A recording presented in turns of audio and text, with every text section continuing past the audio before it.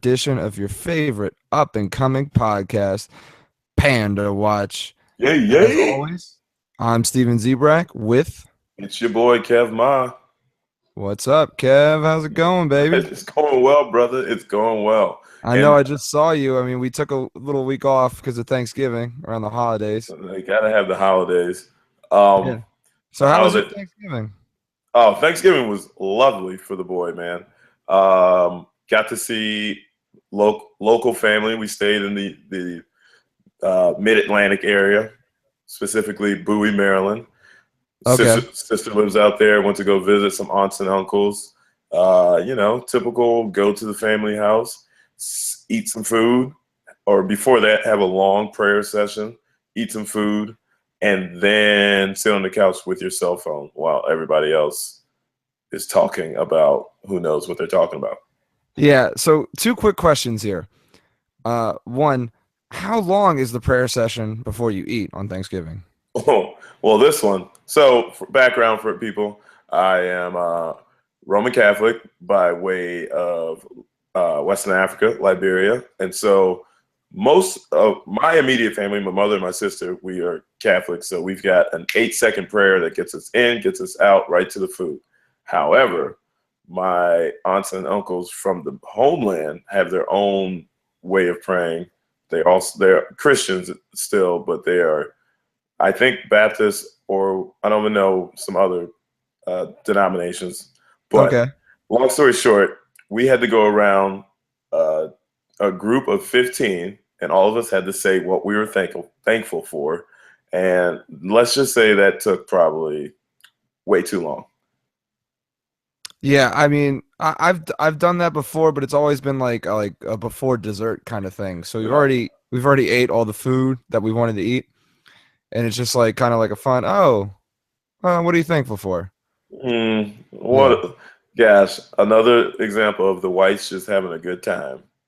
I mean, we just know how to live, Kev. You know, we Yep, just know how to live. spoken like a true slave master. Well, I mean, and okay, so here's the second thing. So I've gotten a lot of questions in the past coming like family events because of my recent, well, it's been over 18 months, but it's still considered recent move to New York, and I've had the new job for about 5 months now. I get a shit ton of questions about those things. Now you've been at your job for like what, 6 years now? Dude, 7? we are coming up on 8 years, Yeah. June 2nd, Yeah, 2016. that's crazy, which is awesome. Woo! Thank you, thank you. But Black you've been, out for 8 years, baby. It's not yeah, impossible, people. Stop paying Kevin's attention got to a job. fake stereotypes. Yeah, Kevin's got a job, baby. Um, Get paid, but getting my paid. question is, you probably talked ad nauseum about your job.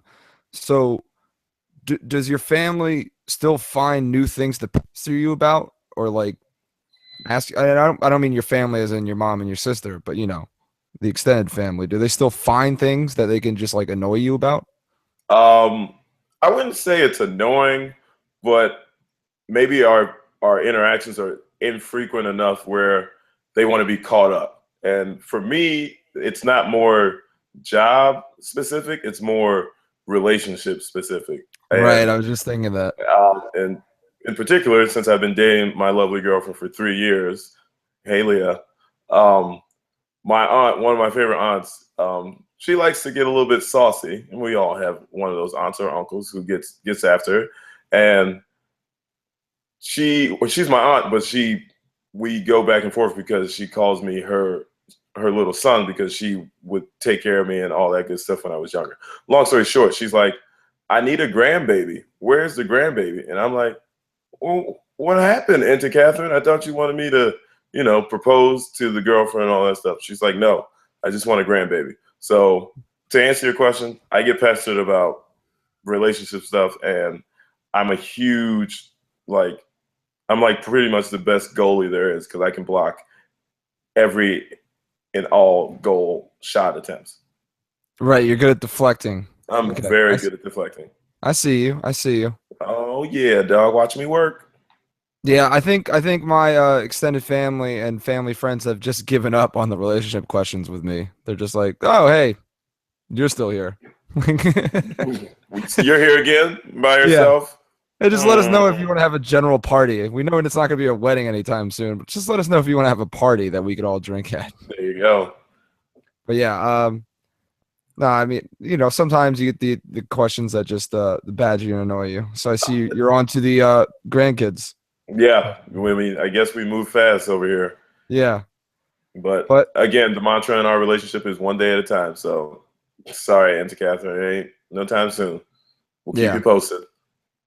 Now over to my Thanksgiving experience. No, like prayer time. No, what are you thankful for? We went to a family friend's house, and we went to get the food. They did a little buffet style. They had the food out on the kitchen counter instead of just having it on the table, which makes sense. You don't want to be reaching over everyone and crowd the table with all the food. Oh, wait, hold on. Now here's a question. Yeah. Are you get buffet style meaning? Are you guys usually just all sitting around the table and just passing the plates around, kind of like Home Alone? Yes and no. Like, we pass the plates around, and sometimes we pass the food around, depending on if like the food's easy to pass around. If you have like a big, hot bowl, you're not going to pass it around. You'll pass the plates. You don't want to pass a hot bowl of soup. Yeah. But it's not Home Alone in the sense that we just don't have that one dickhead uncle who's always yelling at us. Drunk uncle. Yeah. You know that guy, Kevin, you little jerk. Yeah. No. So yes and no. but we go up to get the food, and I kind of don't really see where the stuffing is. Then I find out that the dish I thought was just like a rice dish was quinoa stuffing. So, oh man, I had that. I mean, and this was the same family friend Thanksgiving 5 years ago that didn't have mashed potatoes. So I don't even know what to think at this point. I think I'm just gonna boycott any and all Thanksgivings in the future that we have at that place. Do you have that kind of executive pull that you can say, "Hey, I'm not gonna make it home for the holidays this year, guys, unless we stop serving this damn quinoa stuffing"? Yes and no. I'm only saying yes because I've yet to find out if I do or don't. No, because I think my mother will kill me if I don't come down for that reason. She wants to see her baby. Yeah, but I would be saved because my uncle lives up in Rockland County in New York, and he's not too far away, so I can always do Thanksgiving at his house. But my mother would kill me. So that is not an option. So you're right. I probably have no executive authority in that process. So you were in the kitchen, buffet style, looking for stuffing, eventually found it. That's one. And now that we've transitioned into like college basketball, NBA season, do you have a starting five for like what's on your first plate for Thanksgiving? Oh, yes, most definitely. Ooh, let's hear it. The people want to know. Streets want to know radio. Yeah. Yeah, starting five, and this is in no particular order. You obviously have to have turkey. Yes. Stuffing, mashed potatoes. Then I would go with the sweet potato, kind of like marshmallow topping, what you call yams, right? Yep. I would go with that because that is just absolutely delicious. Then I'm gonna sound really dull here, but like a nice hot like different roll. than all dull as dull as you've always sounded. Yes, exactly. Okay. A nice hot like roll, a bread roll. You know what I mean? A roll? Yeah, like because if we don't get no tolls, we can't get no rolls. So I would like a nice bread, a nice roll with butter. It's great. All right. So are you talking homemade or King's Hawaiian? So it could be homemade or it could be one of those like Pillsbury rolls. It doesn't matter as long as it tastes good. So you want yours like coming out the oven? Yeah, I'd like it hot. Yeah. If you don't know about King's Hawaiian like dinner rolls, those things are the truth. But they're already prepackaged. You can buy them in the store, and they don't even need to be warm. They are so moist. Said that on purpose. Yeah, that's a great word. I love it. they're almost potato bread, but still white bread. They just got that perfect combination, and they are magnifique, man. Let me tell you. I'll King's have to, Hawaiian. If we can get you guys to sponsor us, that'd be effing amazing. yeah, that would be. We could definitely do that. We can reach out to Kings of Wine. Hey, King's Hawaiian, shout out to you guys. We need you on the team. All right, so I went through my starting five. What would be your starting five? So after the 20-minute prayer, I went straight to the turkey. At our household, we had a nice honey glazed ham, which I thought was delicious. So I had to put the ham on there. Okay, yeah, you go ham. Okay. I had to go ham. Macaroni and cheese, which I was surprised to see that you didn't, or hear that you didn't have it on your plate, but We whatever. don't usually. We don't usually. Do your thing. Baked macaroni and cheese is a staple at mine, so I gotta have the macaroni and cheese. And the sweet potato yams. It's all about the yams, as Kendrick Lamar would tell you. And last but not least, I need cranberry sauce. And I've had authentic cranberry sauce, like homemade cranberry sauce, excuse me. But give me that out the can. This probably is not going to be good for you. Cranberry sauce. Gelatin. So delicious. Okay, So yeah. good. See, I'm not huge on cranberry sauce, but I understand why people like it. But gives you that nice little sweet tart finish to your plate. So good. So you don't really like it that much? That's disgusting. No, I love it. Gosh, Campbell, Ocean Spray. If we can get you guys to sponsor us as well for cranberry sauce, that'd be great. Yeah, just let's get all food sponsorships, so we just don't have to buy any groceries. Exactly. Yeah. Come on, man. It's all about keeping expenses down in 2015. I completely agree. And talk about big news from 2015. Your boy, your idol, your second favorite basketball player of this generation, Kobe Bean Bryant, is retiring. Oh my gosh. How do you feel about that? I mean, you love Kobe. And I was saying second of this generation. Do we count Reggie Miller as our part of generation? I mean, Reggie is kind of, because he was mid 80s into early 90s. So I feel like his heyday was like 98 was the end of his, and then his twilight was into the 99 2000s. Okay, so we can call it, because I was referring to, of course, Keith Bogans. There you go. Woo! Shout out to Keith Bogans. Can't wait to have you on the show. It's gonna be great. And then Kobe would be number 2 for you. Yes. I mean, but Kobe Bean Bryant, what can we say about the kid that hasn't already been said? I mean, third all-time leading scorer, NBA history. At the time, he was he was the youngest kid out of high school into the NBA. Demanded a trade before it was the popular thing to do, because he was like, I'm not playing in Charlotte. Take me to LA. I love LA. So was his demand of the trade was 96? Is that was when he was drafted, right? Yeah, that was his rookie year. 96. Okay, because then Peyton, no, he never demanded the trade. Eli. Sweet baby Eli. Yeah, but Elway demanded the trade way before him. But yeah, I see what you're saying. Kobe was smart enough to be like, I ain't playing in Charlotte. Fuck that. Nope. But I don't even know if they still had Alonzo Mourning at the time. So he was like, or Grandmama. So he was like, send me to LA where at least I can get some good weather. Yeah, I think Zoe was already on the Heat at that point.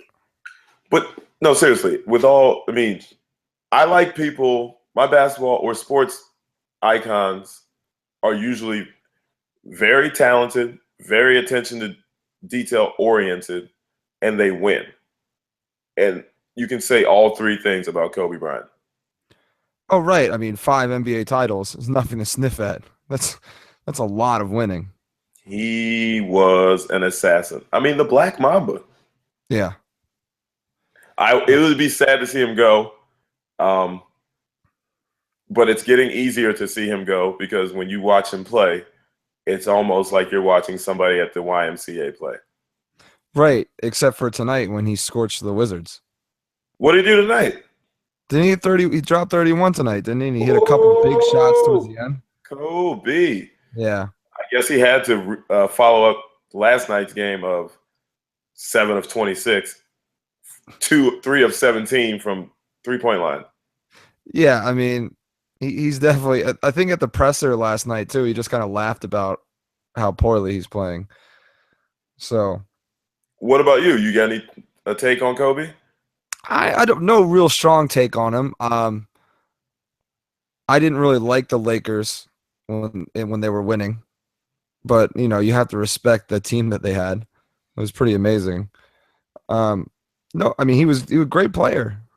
He played defense almost as well as he played offense, and that's the mark of a true, champion. That's impressive. I wrote down some things some memorable moments for me when it comes to Now before you get to that, I do have what was with the poem? Oh. He wrote that poem in the Players Tribune. Yep. Did you memorize it yet? I didn't memorize it. I read it, and I wish I hadn't. It was just, I mean, come on, Kobe, at least rhyme. Yeah. Look, Kobe has a way with words, man, whether you believe it or not. Remember, he used to be a rapper. I mean, he could have had that poem could have been 2 lines. Goodbye, y'all. I had a good time playing basketball. And there you go. The end. Yeah.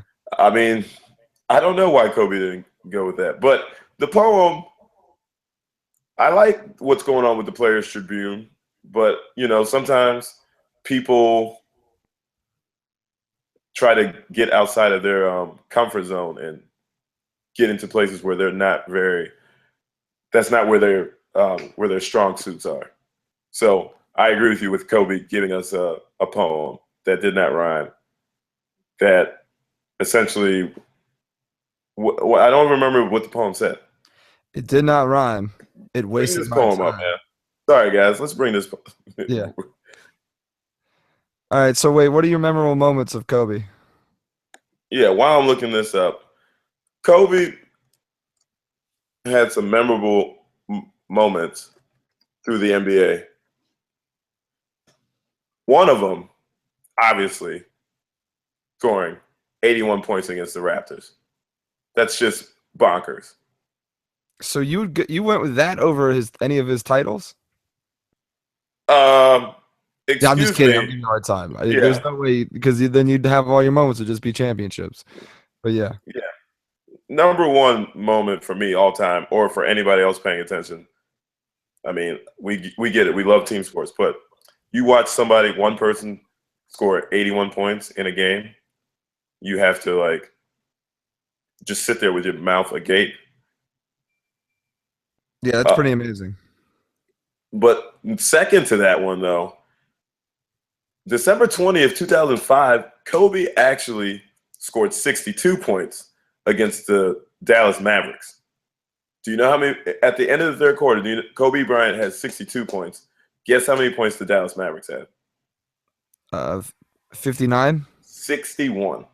Kobe Bryant had outscored an NBA team with Dirk Nowitzki kind of in his prime on that team. He had outscored them by himself. Yeah, Dirk won the MVP like a year or two later. So yeah, he was definitely in his prime. Here we go. We've got the poem. You guys ready? Oh, you're not gonna read the whole thing, are you? I'm just gonna read the beginning. Okay. My heart can take the pounding. My mind can handle the grind. But my body knows it's time to say goodbye. Grind and pounding, grind and goodbye. No, it doesn't rhyme. It does not rhyme. You're trying to make it rhyme. It's not rhyming. Grind and goodbye, they are pretty much as close as you can get to rhyming in this whole poem. I mean, yeah, I guess. But we've got a friend. Go ahead. No, I'm just saying that shows how poorly the poem was written. There's no rhyming. All right. We've got a buddy Anvu, shout out, who is a laureate himself, and he would probably come on here and tell us we don't actually need to rhyme in poem. No, I get the definition of a poem is you don't need the rhyme, Are but you to me, what's sure? the point? What's the point of a poem if you're not rhyming? I don't get it. Just write a You, letter. you don't get it. Well, tell that to Kobayas me, Bryant. I Another will. another moment in time for Kobe. This one's the big one. Everybody will love this one. When he got his ass beat by Chris Childs at home. And if you don't remember it, Google it, people. Kobe Bryant, Chris Childs fight. It was a little scuffle. Chris Childs two-pieced the hell out of Kobe Bryant, hit him square in the chin twice before Kobe Bryant could even get one punch off. Why don't I remember that? Oh my gosh, I have no idea why you don't remember it. And you probably should be expunged from this podcast for not knowing it. But like, when did this happen? That fight happened early in the career, probably 2001, 2002. And I mean, he just wrecked Kobe. Oh my gosh. Yes, he wrecked him. The fight was April 4th, 2000. All right. It was a good fight. No, I definitely believe you. It was a good fight for Chris Childs, not a good fight for Kobe Bryant. So let that be a lesson for all those kids out there. If you want to be the best basketball player, just ever, arguably, just focus on that. And don't pick any fights. Just focus on being a master of your craft, because you never know who's out there who's probably a better boxer than you'll ever be. Right. I mean, Kobe you can be the best basketball player of all time, but Still get your ass beat. exactly. Yeah. But yeah, I think I found it. We'll miss you, Kobe.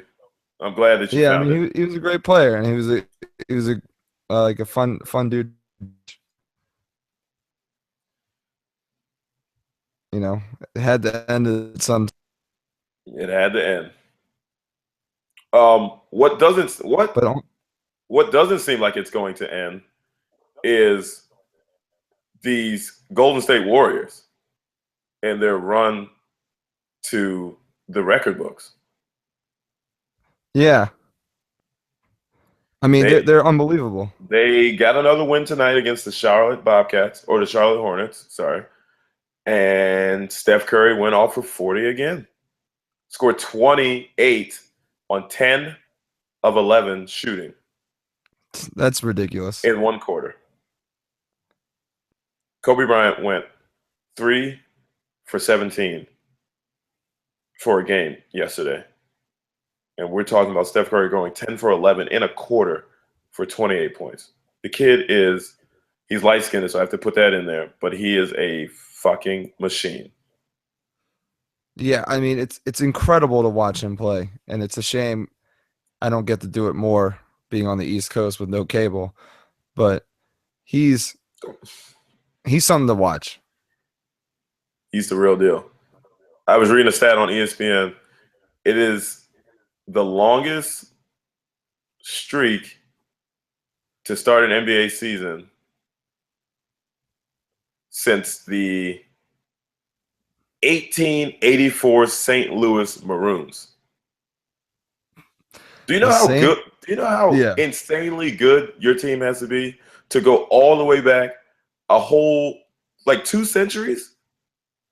Yeah, they just skipped the 20th. Yeah, they just went straight to the 19th, and we're like, hey, we're almost as good as those people were when half of our team or 3/4 of our team weren't even allowed to play the sport, amongst other things. Yeah, they're probably like 3 teams in the league by then, so they just had all the best players and just ran through.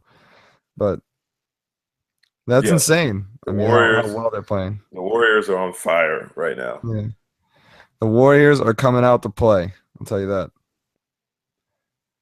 But what else is going on in the league?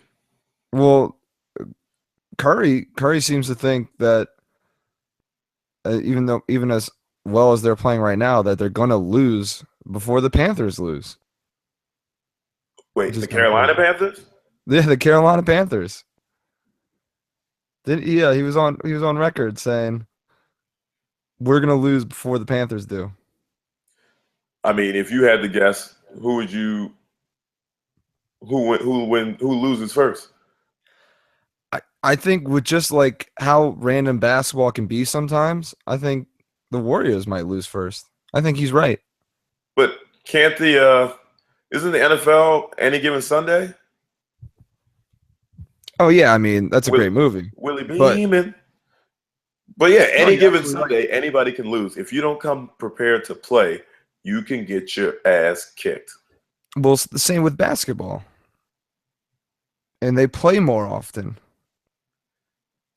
Yeah, I'm I've got I'm I've, saying I've got that schedule for you. By the way, let me give you some real stats. okay. In the next 2 weeks, the Golden State Warriors are on a road trip, 7 game road trip, and they play after tonight. They've got the Raptors, the Nets, the Pacers, the Celtics, and the Bucks. This is a 2 week span. While the Panthers are going to play at the Saints this weekend, the Falcons next Sunday, and at the Giants after that. In that same time span. I'm really hoping they lose that last game, but it doesn't seem likely. I mean, they've got, unless the Saints go bonkers, the Panthers are probably going to be undefeated. I think so. But who of those teams do you think can really challenge the Warriors? Maybe the With Raptors a little and the with Pacers? without the bias that I have, full disclosure, Indiana Pacers fan here, who have been playing much better basketball than I expected them to do this Oh, year. they're playing great. Yeah. They're playing out of their mind. Paul George back to an all-star level. I mean, he's got MVP numbers. However, Steph Curry is just doing whatever he wants, so it doesn't matter. I like the Pacers' chances. I also like Toronto's chances. All these games are on the road, so maybe some travel catches up with them. Maybe they go out in Toronto and hang out with that light-skinned guy who raps. Oh, Justin Bieber. Yeah, that guy exactly. Or Snow. It's Snow, I think, is the light-skinned rapper Oh, okay. from Canada. Infama. But yeah, I mean, kudos to the Golden State Warriors playing team basketball and showing you what can be achieved if you like pay attention to details. Right. I mean, yeah, because that's the thing. It's not just Steph Curry. They're all playing extremely well. Yeah, but I mean, if Stephen Curry thinks the Warriors are gonna lose before the Panthers, it would have to be because he has a strong belief in Cam. Oh yeah. He's grew up in Carolina, went to Davidson. He's got huge ties to the Panthers. He's been to a bunch of their games. And yeah, I think him and Cam are friends, or they text each other, or they keep in touch. I'm sure that's what But famous rich people do. yeah, I mean, I would. I mean, As soon as I became famous or rich, I would just start texting other famous rich people. absolutely. Once this podcast takes off and we like make $4, will we ever like be friends with our friends again? Probably not. Gosh, cannot wait. Yeah. And I'll just like say on Facebook, like, oh, these are my best friends. And I'll like surround with people with like I've known for like a week. That you know for a week, Yeah. just in the club popping bottles. Yeah. Pretty much. Um, yeah. But no, he's got a Make point. sure you stay out of the club like your boy Jaleel Okafor should be staying out of the club. Yeah.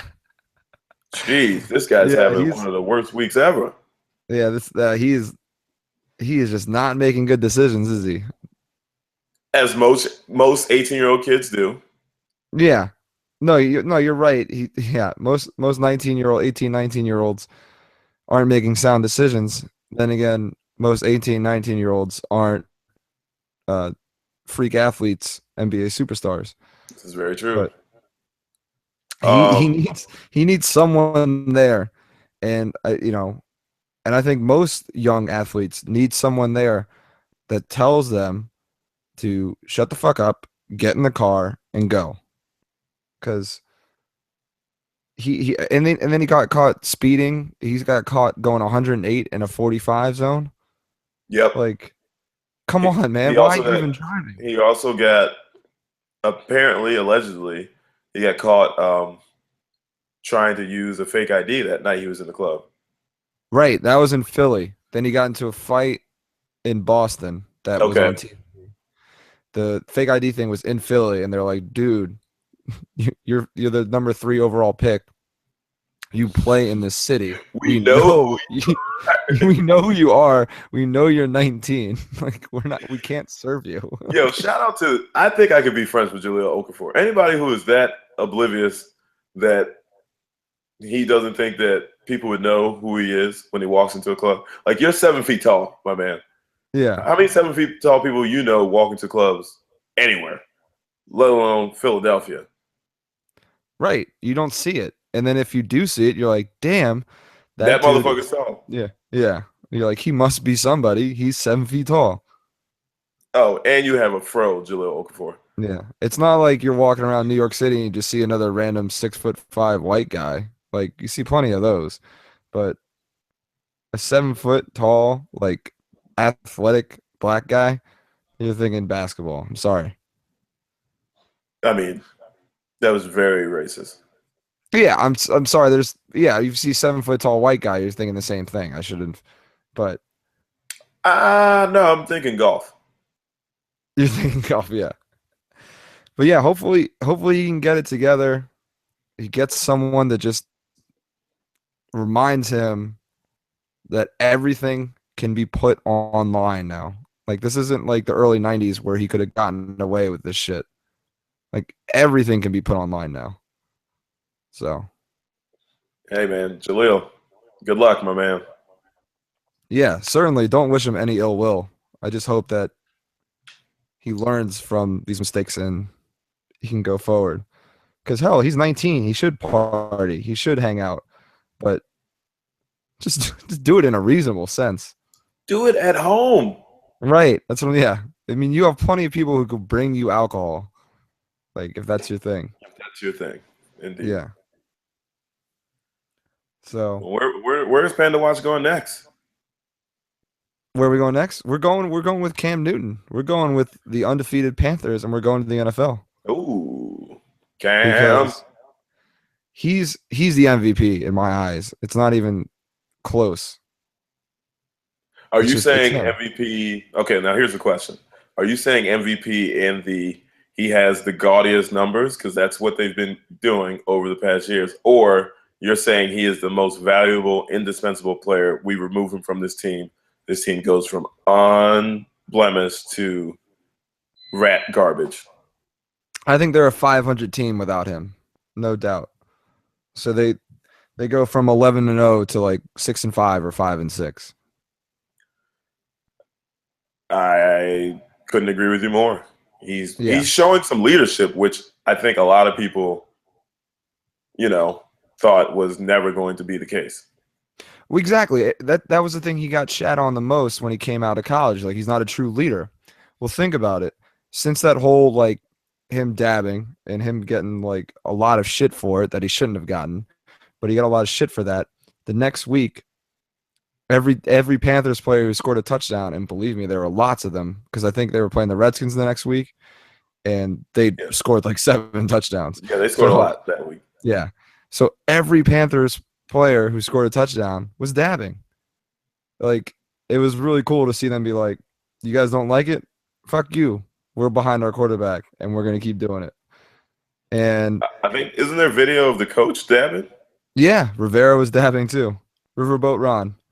He was dabbing too. And then same thing a few weeks before, I think the Panthers played the Packers, and obviously the Packers maybe only had one loss, so they were still undefeated when they played at Carolina.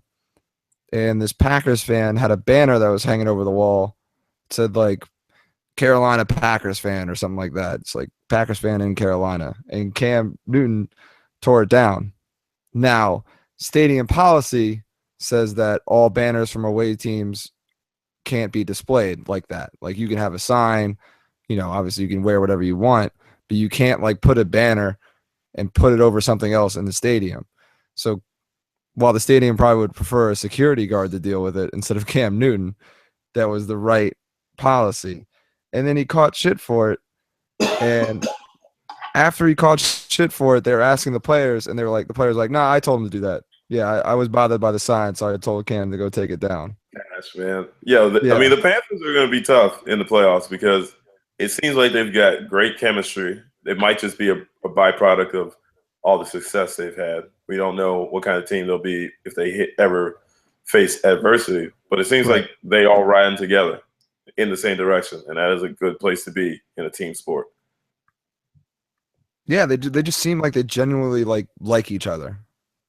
And who knows? Yeah, like I said, we don't know what goes on in the locker room, but on the field, it looks like they all like each other and get along, and they couldn't be happier. They should have lost to the Indianapolis Colts, but shoulda, woulda, coulda. Yeah, the Colts had that game, my man. If you paid attention, I'm sure they did. It. I'm sure they did. Yeah, you can quickly dismiss it if you want. The truth is the truth, my man. Truth is the truth, right? Yeah. TRUF. The Colts are great. 6-5, first place in the AFC South. A much better division than the NFC East. Well, I mean, they're both pretty shitty, but maybe right now one's shittier than the other. Maybe right now the AFC South is playing better, but I'll tell you why the Colts are better. And what's that? New quarterback. I'm waiting. I'm waiting for you to elaborate. Oh no, Matt Hasselbeck. What is he, 4-0 since taking over? Matty Hasselbeck is definitely 4-0, and we love that we have a veteran quarterback at our disposal. But for all those people out there who are saying it's when Andrew Luck is healthy that we continue to ride Matt Hasselbeck, please stop. Just stop it. I get it. It's a team sport. We all want to win. But the quarterback who truly gives the Colts the best option and best chance at winning and going somewhere past a first-round playoff game is the bearded guy, Andrew Luck. Oh, I thought you were going to say Curtis Painter. Curtis Painter? I don't even know what my man CP is these days. Oh, man. But, yeah, the Colts are getting it together. And it's always it was strange to see them struggle so much in the beginning. It was definitely strange, but it was also because the quarterback had a lacerated kidney and clearly was playing hurt. And they just threw him out there because the coaches and the GMs were like, oh, man, our owner is on drugs and we don't know how stable he is. He might fire us. So please, Andrew Luck, we don't think we have a backup quarterback. And then, lo and behold, Matty Hasselbeck came through because he's a professional. No, you're absolutely right. And he's always been a good quarterback. So the Colts got, I wouldn't say lucky. They planned well in that regard. Amen, brother. Amen.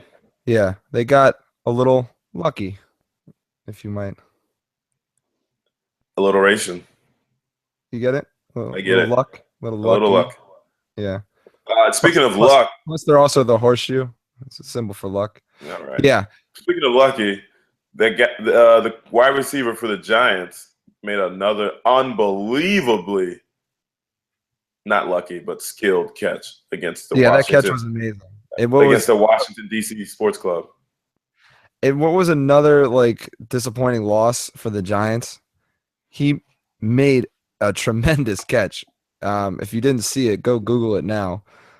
But he was diving towards the end zone, about to hit the ground, catches a ball that pretty much no other wide receiver would touch, hauls it in, all while staying in bounds in the front corner of the end zone. I mean, it was pretty ridiculous. Not as good as his three-fingered catch from last year, but pretty ridiculous. Pretty ridiculous. I think the RZA from the Wu-Tang would probably say it was fucking ridiculous. Yeah. He might say that. It's one thing for average Joe Schmoes like myself and you and your average sports fan out there to say, wow, what a ridiculous catch. But when you have your peers and your teammates, like the opponents, there were several Redskins, several Giants teammates, obviously, other players saying there was no other wide receiver in the league who could make that catch. And when you have those people in awe, then you've got the respect and you're a really, really special player. But just like he said, you bums came up empty. You ain't win, so it doesn't matter. Right. Yeah. I mean, obviously that's the answer you give the media, but inside he's probably like, damn, I am a fucking beast. Because that's what I would be thinking. Of course you would be. I mean, what happened to your Giants, man? I don't know. They couldn't get anything going. They had a few drives to start the game, and then they would stall out, or the ball would get tipped and get picked off, and it was just a bad game for them. They fought back towards the end and made it close, but couldn't get over that hump. He liked pizza when he should have French fried, man. Pretty much, yeah. The play that killed them the most, and then we can move on because I'm tired of talking about them losing to the Redskins. But the play that killed them the most was their first possession of the second half. So they stopped the Redskins because the Redskins got the ball first in the second half. They stopped them. They're driving down. They're about to score. At minimum, at least put up 3 points to get on the board. And he throws an interception in the end zone.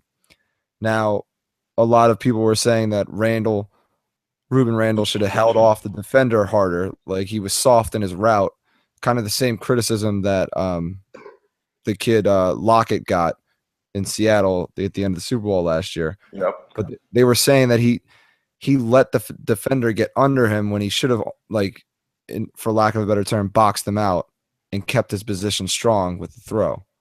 So they're saying it wasn't entirely on Eli's fault. I still think if he doesn't throw it behind him, it doesn't get picked. If he throws it, towards his hand instead of towards his back shoulder, it's at worst an incompletion. This one he threw towards his back shoulder, I guess, and it got picked. But the quarterback can only do so much when he's let the ball go. No, I agree. That's why I put it in there that a lot of people are saying that it was on Randall, that he didn't run that route hard enough, that he didn't give his quarterback the best opportunity to throw him a touchdown. And now you're blaming your quarterback, man. You're just throwing him under the bus. I'm just saying, it happens so often that so many times he's thrown a red zone interception. He was actually pretty good this year. Before that game, he only had 6 interceptions. He threw 3 in that game. 2 of them were tipped, and one the wide receiver didn't fight hard enough for. So, I mean, shit happens, but hopefully they bounce back and they beat the Jets. You got to beat the Jets. Yeah. What? Anything else in the NFL? I was going to say an even crazier outcome was Sunday night in the snow in Denver. Brock Osweiler taking down Tom Brady. Yeah. He is 1-0 against Tom Terrific. Yeah, that was a crazy game. Just for everything that happened. I mean, Gronk goes down late in the game. There's a defensive holding call on Patrick Chung that wasn't really a defensive holding at all, but it got called. So the Broncos get a second chance and score a touchdown to go ahead. The Patriots still wind up tying it in regulation because Gostkowski can't freaking miss a field goal. And then in overtime, then C.J. Anderson decides to show up and play football, and then in overtime has that great 48-yard run towards the end zone. He was out on that run. Yeah, that was a great run. Great run. However, my safety. You are the safety on the defense. And the key word being safety. You're the last person. That means if he gets by you, there's nobody back there. You have to make a better effort at a tackle at that juncture in the game. We are undefeated. Now, granted, it's in the snow, but we are the mighty, mighty Patriots, and you are the starting safety on this defense. And all you did was with an arm flailing attempt to tackle the kid, and the running back was like a little stiff arm, and he was out. Yeah, I agree with you, especially coming the cornerbacks are the ones that get joked about how they don't want to tackle. You're the safety. You're supposed to be the harder hitter of the defensive backs. And I get that CJ Anderson is probably a running back's probably going to be stronger than you. So tackling him won't be pleasant. But you're right. It's the end of the game. You're undefeated. You've fought hard the whole game. You let the Broncos back in. And then just to have that attempt of a tackle is almost inexcusable. Yeah. Well, can't say I'm sorry to see the Pats lose because I'm not. See, the only thing I didn't like about that is I was kind of hoping, if the Giants didn't make the Super Bowl, I was kind of hoping that it would be like a Panthers Patriots undefeated Super Bowl, and for really only one reason. It would be so Mercury Morris could shut the fuck up. I'm tired of hearing that guy every year. Well, yeah, no one will be as good as the 72 Dolphins. Man, you weren't even the best running back on that team. Like, I don't even like. When I was on the team, Steven, so I can say whatever I want. But Mercury Morris, he has a really, really interesting hairline. If you guys have not seen it out there, check it out. His fro is hilarious. He looks like what Jaleel Light would look like in 30 years. That's a good one. I would like to say he probably looks like he looks like when RoboCop takes his front mask off and he just has a bald head. That's what Mercury Morris looks like. Yeah. That's your mental image, people. Okay. Mine was actually much nicer in comparison than yours was. We ain't got time to be nice. I got time to be real.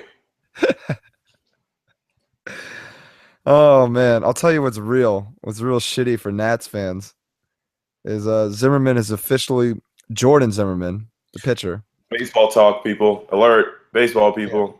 Yeah. Alert. I mean, I've laid off it in the offseason so far, but there were a couple big moves the last week. Jordan Zimmerman signs a 5-year, $122 million deal with the Tigers. The Nats had gone on record saying they weren't going to pay as much as he wanted, so they knew he'd walk. For those of you doing the math in your head, that's $24.4 million a year, which is a very good number for Jordan the Pool. I'm happy for him.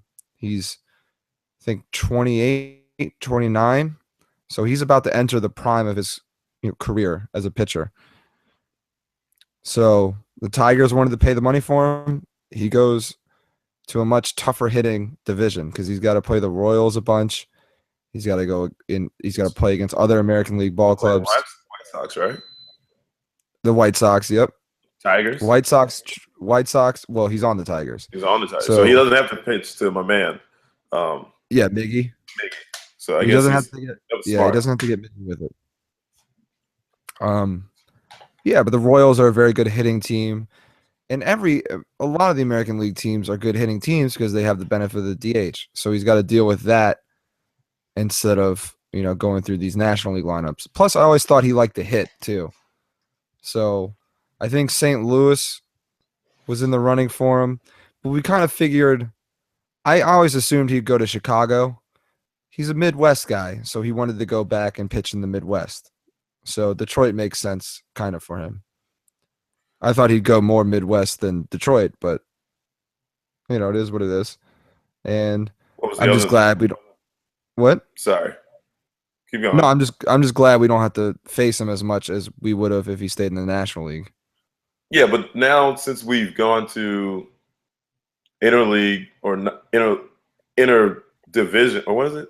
Interleague play. Interleague. Yeah, that's right. We're going to interleague play the whole year or all year round. I mean, they'll probably play the Nats 2 series. No, not every year. They might play a series a year. Okay. Yeah. I mean, I can't remember the exact specifications of the schedules, but obviously there's an interleague matchup every series since they've decided to realign the leagues.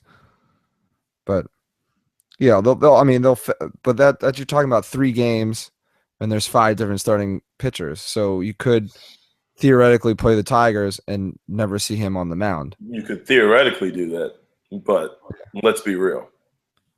Be real with him. Be real, son. Yeah, so good for him. He got the deal he wanted. He's pitching in a place in an area of the country he wants to pitch in. So I'm sure he's very happy. He deserves it. He was a great pitcher for the Nationals. So we'll miss you. We'll miss you. And by we, I mean Stephen Will. Yeah, but we expected him to go, so it's not a complete shocker. But what is a little bit of a shocker is how much money was thrown at David Price. Now, he's very good. Don't get me wrong. But the Red Sox have thrown $217 million at him over 7 years. Now that is $7 million more total than what Scherzer got last year when he signed with the Nats. So he's pretty much saying, "Fuck you, Max. I'm the top. I'm the highest paid pitcher now." By $1 million each year. Exactly. And with the Red Sox, who can certainly afford to spend that kind of money. But that's a big signing. That is a big contract. Yeah. I mean, the Yankees were in play for him. The Dodgers were in play for him. I mean, a lot of the teams wanted him because not only is he such a great pitcher, but he's left-handed. So you got that wrench in there. There's so few of those guys out there. Is David Price younger than Jordan Zimmerman? No, I think he's a year or two older. I think he's 30. I think he's 30 and Jordan's 29. I'm just guessing. Gotcha. I mean, we know baseball doesn't have a salary cap like the other professional sports, but two young or veteran or whatever you want to label them, strong arm starting pitchers are out there on the market. That seems like a big discrepancy in the amount of cash given to one over the other. And both teams, the Tigers and the Red Sox, obviously the Red Sox have more money, but the Tigers have money to throw around as well. Oh, the Tigers have a lot of money to throw around. I think what you're seeing here is Price has been a better pitcher for longer, and he's got the left-handed aspect going for him, and his ERA and his stats have been a little bit better than Jordan's. Jordan had to get Tommy John surgery at some point. David Price hasn't had to do that. Plus, Price has had to pitch in the AL East, which is a lot more difficult of a division to pitch in than the NL East.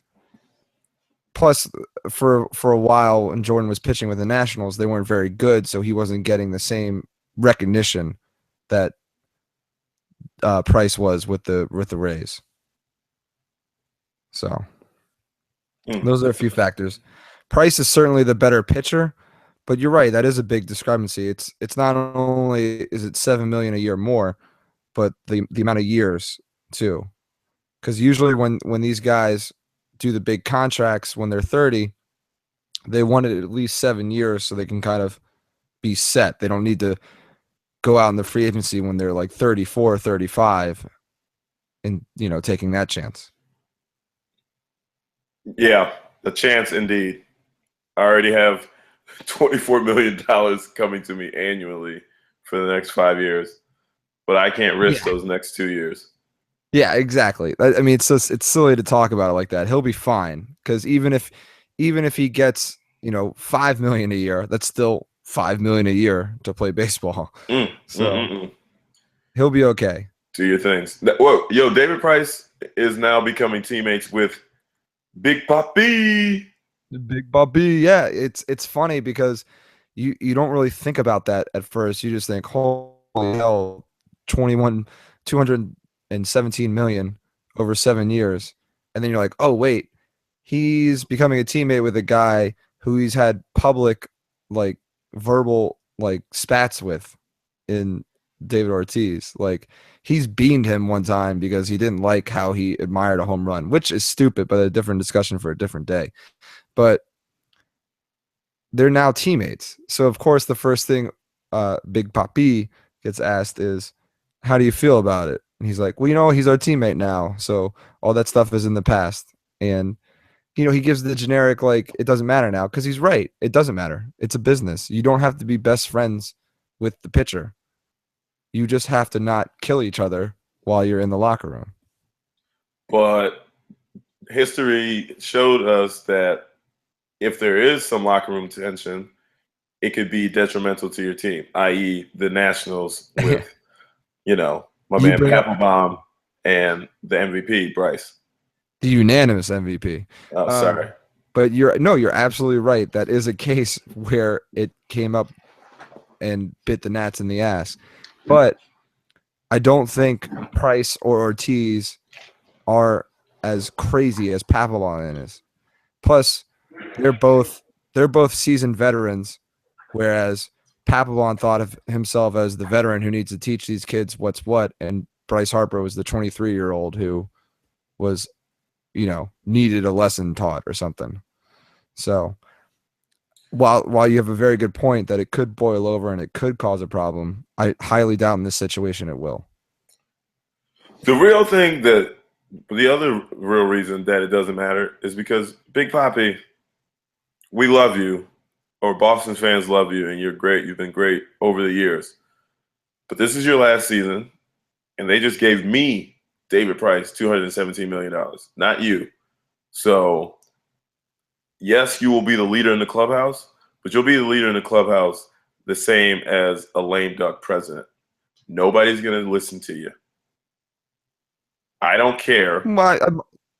Yeah. You're again with that. You can disagree. Right. That's fine. But at the same time, David Price knows he's there for the next. Like, if it comes down to David Price or Big Papi, I'm picking David Price as who the Boston Red Sox are going to side with. Yeah. You're absolutely right. And maybe that's another decision with Big Papi. Is like, well, this is my last year. We just got an ace on our starting rotation. I'm not mad about this. It just shows that they want to win, and this is my last year, my last chance to win. So yeah, let's go for it. Let's go for it. Well, good luck. Yeah. Oh man. Yeah, they're making the right steps though. We're talking baseball. So what's going on? I think we tapped out all of our sports news. No, the hell we have not. We have not. Dude, we are in the midst of the greatest sport there is. College basketball. I forgot. College basketball. Are you joking? I mean, last night you had the best basketball game of the young season happen between two not blue bloods, because Maryland's kind of up and coming. But I mean, they've got some status. Got 2001 championship with Gary Williams and Juan Dixon and all that good stuff. But Maryland played North Carolina in a game in the Big Ten ACC shootout, and it was challenge. Sorry, yeah. It was one of those games that was very, very epic and very well played. It was. Yeah, North Carolina, they are the real deal. They played a lot of defense that I thought was never possible for them. And they've got a lot of bigs to throw at you. They come at you in waves, kind of like Kentucky did last year. Obviously not as good. But they come at you in waves. Like, you play 7 players, they're playing 10. And they're pushing the ball right down your throat. They forced Maryland into early turnovers. You had Romello Trimble who was preseason first team All-America. Yeah. And he came out in the first half, he had 7 turnovers. So if North Carolina can make a consensus perennial All-American look that bad on defense, then this team has a high ceiling because they have all the offensive skills and components that you need. And they got that light-skinned shooter lefty, Marcus Page, back, and which just makes their offense go to a whole nother level. Yeah, getting Page back is huge for the Tar Heels. He's such a dynamic player. He's also one of those players who was up there for Player of the Year preseason. So, You've seen a North Carolina team that showed you at home they did exactly what they're supposed to do. Take on the challenge of a top 10 team. The second team in the country was Maryland. So Maryland was the higher ranked team. Granted, they were playing on the road in a hostile environment, but North Carolina made them look average. Maryland played a valiant effort. They played well. After settling down with all those turnovers, you had Romello get back into his certainly did. Got into his groove. Rashid Suleiman, he came to play.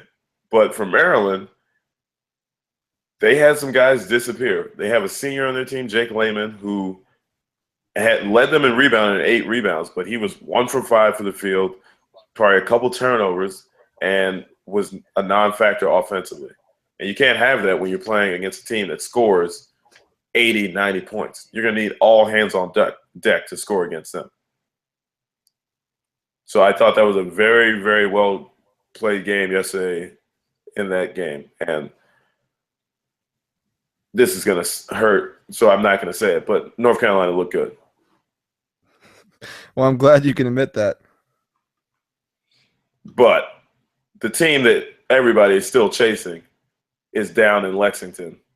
And they got a big game tomorrow against UCLA, who should be looking to revenge their ass kicking that they got last year. And they survived the scare this year against Illinois State, even though they played without their most indispensable player in Tyler Eulis, who had a hyperextended elbow. Yeah. But when Kentucky has Tyler, they are the real deal. When's he coming back? He'll be back tomorrow. So everything's all good. And speaking of all good, if you haven't, for all those people out there who still watch college basketball, if you can take 8 seconds out of your day to stop watching the NBA and watch the kids who are eventually going to be in the NBA, so you can get a head start to see how good they can be. If you haven't seen Chris Dunn for Providence or Ben Simmons at LSU, do yourself a favor and go watch these kids play. Ben Simmons is probably, there's no doubt about it, he is the best college basketball player there is. And Chris Dunn is a point guard and a half. Triple-double machine. I think I read an article about Ben Simmons and just how he's destroying people. Tonight, December 2nd, my man Ben Simmons went for 43, 12 rebounds, 7 assists, 5 steals, and 3 blocks. That's a pretty good line. He's a freshman. Yeah.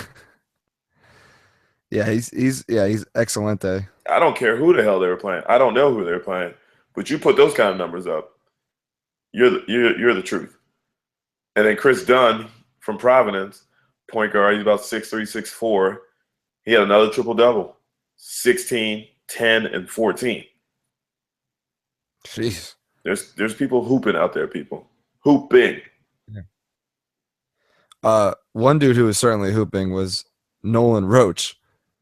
Did you see that dunk from him last night? I did not. 6'4", pretty much leapfrogged a 6'10" player. Nolan Roach is from Texas, if you don't know, and he absolutely slammed. Like, it was gorgeous. Like, I always love the dunks from the guys who are under. Now I got to see this damn dunk. Yeah, I love the guys who are under, 6'7", 6'8", who just sky up there, and throw it down. What's his name? Nolan Roach. Oh, I typed in Jordan Roach, and I got a whole bunch of people I don't want to see. Was that Nolan Roach? That's his name, right? I don't think it's Nolan Roach, man. I'll look up his name and figure it out. Come on, man. We can't be giving our fans faulty information. I really thought his name was Nolan Roach for some reason. Gosh damn it, Steven.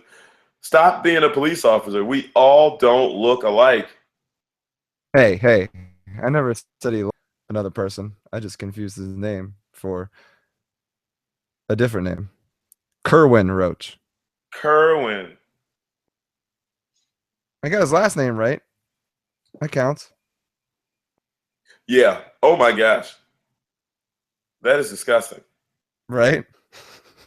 God bless that kid who jumped with him.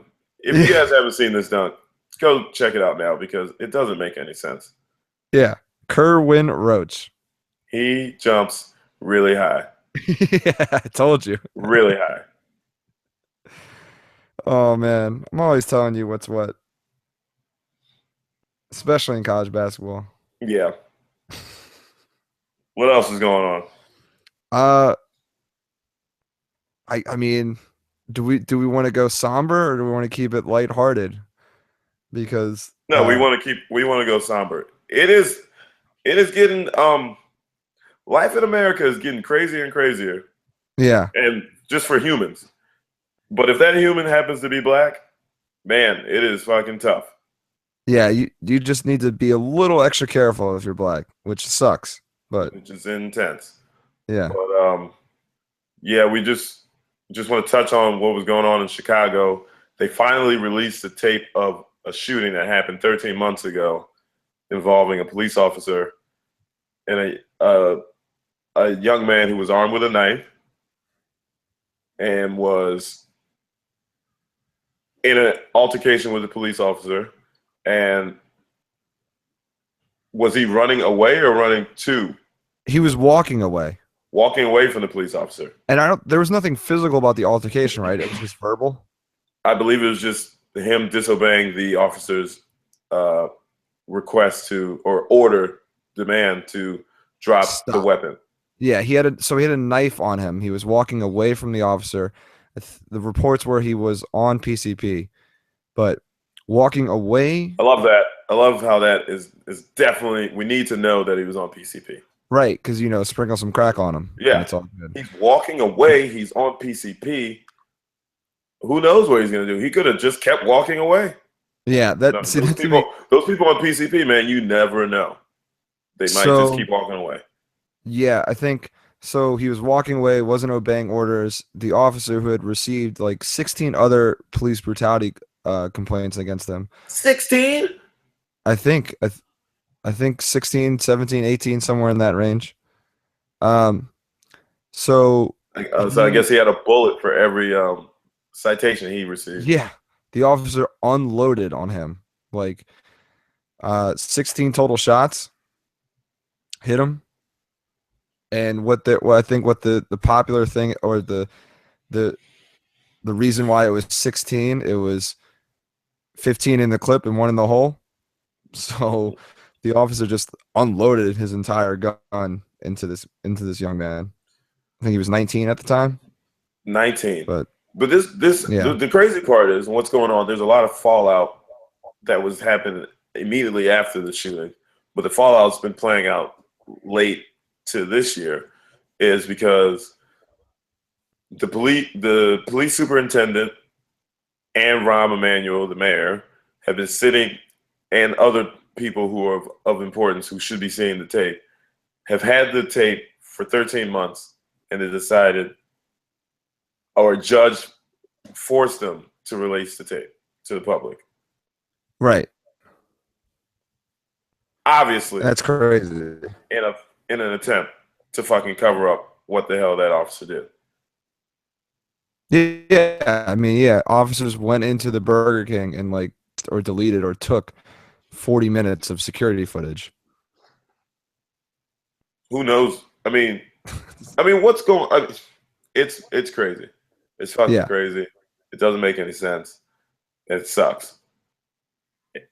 I mean, I get it. I'm very afraid all the time too. I don't carry a gun, but I'm not a police officer. And if I was a police officer and I had signed up to do it, I wouldn't want to die. So I would probably be in a self-preservation mode like this officer. But you have a job to protect and serve the community, not murder. And so it's good to see that for the first time in 35 years, they actually indicted a police officer on charges for murder. Yeah. Yeah, and also a lot of the reports were saying that the officer was still very well in range for a taser shot. Now, Why would I There's a taser lot, him? He's on PCP, Steven. that's what I'm saying. There's a lot of arguments that the taser wouldn't have stopped him on PCP. Well, do you know that if you don't try it? I No, mean, just like assume, well, that's not going to work. I'll just shoot him to death. I'll just Like, shoot him to death. Yep. yeah. Whatever Because happened to, also whatever happened to Murtaugh, shoot him in the leg. Like, I think that training went out the door. yeah. So let's hope there's some justice for the kid's family and for the people in Chicago dealing with this, because it doesn't seem right. It doesn't seem fair. Yeah. I just love all the people like, oh, he was on PCP and carrying a knife. So that's a death sentence? Definitely shoot. Because pretty sure there was a white dude who shot up a Planned Parenthood, killing a police officer in the process, and was taken into custody. I don't. Because I mean, I do understand what's going on, but I don't understand why people don't see that correlation or that connection. yeah, I don't get it either. But if we keep going, we're gonna go down a road. I mean, we can go down the yellow brick road, but with all that said, it's still tough to be a person of color in America. And I'm speaking from experience here. We're gonna like downshift from really fucking somber to kind of just, damn, that was fucked up. Your boy Al Roker. Yeah, before we get into Al Roker, you mentioned the yellow brick road, and I just wanted to remind people that at 8:00 tomorrow night on NBC. Oh yeah, the Wiz is gonna be live. You better stop laughing at the Wiz. I'm laughing because they did this last year with Peter Pan and it was awful. So I'm curious to see how the Wiz will play out. Well, just so you know, the Wiz is and always will be better than fucking Peter Pan. I would agree with that. I would love to have a poll about that. All right, we'll ask our 4 listeners to vote. We added a new listener. Who we got? Your mom listening? Yeah. We got what? We got Steve, Miriam, Josh sometimes. I don't think Raph. Miriam is listening. Miriam's probably turned off at this point because we kept talking about sports. For sure. But yeah, a couple, what was that, last week, 2 weeks ago? With Al Roker? The Al Roker story. It was last week. It was early last week. He was with his son. You've got the details. He said he was with his son, and the cab went, the open cab. It wasn't like it was a cab dropping off someone that picked up the next person to step in it. Open cab went right by Al Roker and his son and picked up the white dude. And Roker was, justifiably pissed off about it. I mean, did he not? Al Roker lost a lot of weight. He didn't recognize it. Yeah, I mean, how are you not going to recognize Al Roker even without the weight? That dude's got a pretty distinct face. And he also has a milk dud head. Exactly. But even then, for me, it's not even a race thing, even though it is. My thing is, if you're a cab driver in New York City, because this is where it happened, right? Yep. It's a volume, it's a numbers game. You should pick up as many people as possible.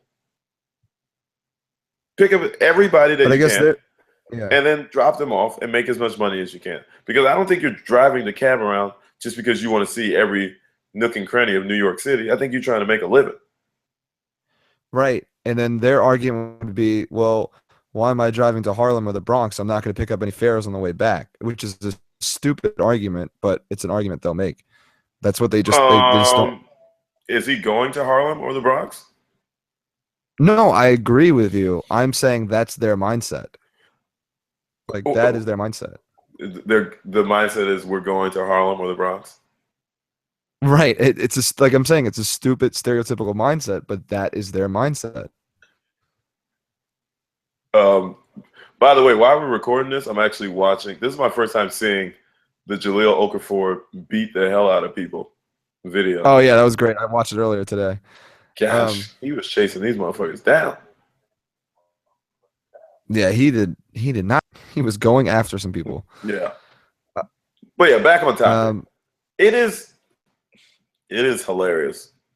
Hilariously sad that people still are buying into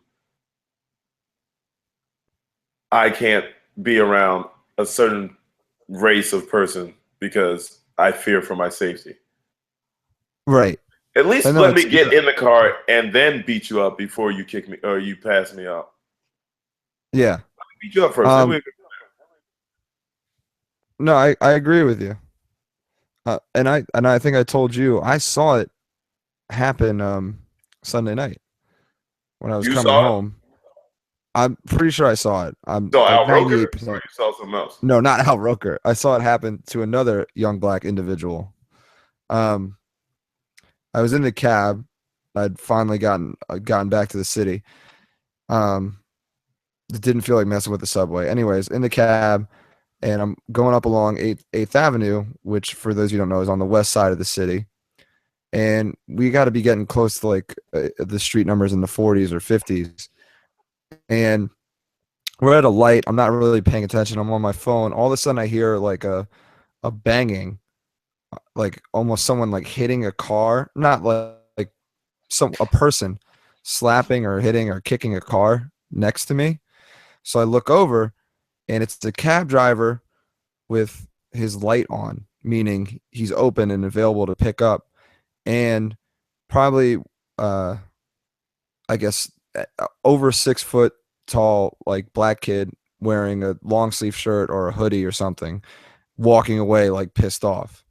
So me being the detective genius that I am, put two together and figured this dude, white dude in the cab, did not want to pick up the black kid and take him wherever the kid needed to What go. part of town were you in? We were it would be like Midtown West. So it Okay. wasn't a bad area. And my But it's man like, just, gosh, who knows? The kid, all the kid probably wanted to go. Maybe who knows? Maybe like a mile, which would still leave the guy in a good area. It's not like it's unbelievable. And they have that in every cab they have playing. They're not allowed to reject based on color or where you're going or disability or those yeah, motherfuckers are like, all right, I'll keep it in my cab. I ain't wearing no yeah, body and then cam, so you ain't gotta worry about it. people wonder why Uber is so popular. Yeah. Shout out to Yeah, Uber. Thanks for picking us yeah, up. And by us, I mean black people. yeah. Um, Yes. All right, man. but yeah, it sucks. I mean, here we are 60 years after Rosa Parks. 60 in 2 days 60, yeah. after sweet, but not so sweet, rebellious freedom fighter, Miss Rosa Parks, refused to give up her seat on the bus to that white lady. Yeah. And we're still going. We're still going. We're still going. Rosa, Yeah. we appreciate your fight. We'll keep it going. Steven's going to do the fighting. Yeah. Steven, I'll do what I can. that's the reparations that since the white people don't want to pay back, just fight on our side, my man. Fight for us. I will. I'll do my best. Hey, man. Thanks, brother. No problem. What you got on top this weekend? You watching any movies? I got a flag. I do have a flag football tournament coming up this weekend. That should be fun. Still hoping to see Spectre. I haven't seen it yet. I don't care what people say about it. I still want to see it. A movie I did see recently though was The Night Before, and that's the comedy with Seth Rogen, Anthony Mackie, and Joseph Gordon-Levitt. Anthony Mackie is Papa Doc. Yes, exactly. He's Papa Doc, and he was in the latest Captain America movie. He did a small cameo in the second Avengers movie, so he's getting his superhero on as well. He'll be in the next Captain America movie as well. So yeah, he's blowing up, and it was ridiculous. It was funny, but it was exactly what you expected. It was just a funny movie that was just ridiculous. So if you're looking to just laugh, then definitely go see that movie. All If you're right. looking for like something to really sit down and admire, you might want to pick a different movie. But good movie. I Good liked it. movie. So Yeah. Steven's first PandaWatch review of The Night Before. What is your metric system? Cisco and Ebert, they had 2 thumbs up. What are you gonna do? And Oh, how that many is a very. and how many are you gonna give it? I'll give it. That's a good question. I should probably think of a scale, shouldn't I? You probably should. Yeah, I'll I mean, give it. there's a recurring theme on PandaWatch. We kind of need that. I'll say this: if I had 4 hands, I'd give it 3 thumbs up.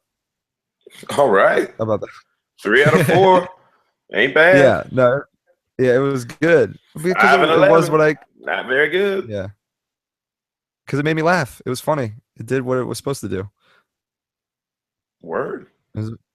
But before I get off the movie topic, I will recommend a show on Netflix, Master of None. It is the Aziz Ansari Netflix original series. I've watched 6 episodes. There's 10 total. It is hysterical. If you like Aziz, you're gonna really like this show. Nice. But it's a Netflix only show. And what made me think of it was in the beginning of the latest episode, they argue about Eminem's "Lose It" song because Aziz thinks he's rapping as B Rabbit, where he's like, "There's no movie, there's no Mekhi Phifer. This is my life." He's like, "Well, if he's in the movie, how does he know that Mekhi Phifer exists?" Or like, it's a whole stupid argument based off the perspective of Eminem when he's rapping "Lose It." But that's how good the show is. It's ridiculous and it's funny. So that's my recommend. All right. Well, thanks for that recommendation. Are there any songs or albums that, we should be Well, getting hooked into? on the music tip, Kevin, it's your boy Kevin Ma, PandaWatch musical suggestion of the week. It's a single, and the single is by Kendrick Lamar. It's called Black Friday, and it's over an instrumental made by J. Cole. When I All tell you right. that this song is out of control, it is amazing. It is something that you will probably end up listening to 20 times in a day. Okay. The song, again, Black Friday, Kendrick Lamar, over a J. Cole instrumental. It is music. It is music. Rap music the way it should be done. All right, man. I look forward to hearing it. Listen to it. Once we start embedding stuff, we'll put it on the PandaWatch Facebook page. Yeah. Which I think we probably should, take the fucking condom off and just let it rip. Yeah, some girls don't like it when you do that, though. Sorry, ladies.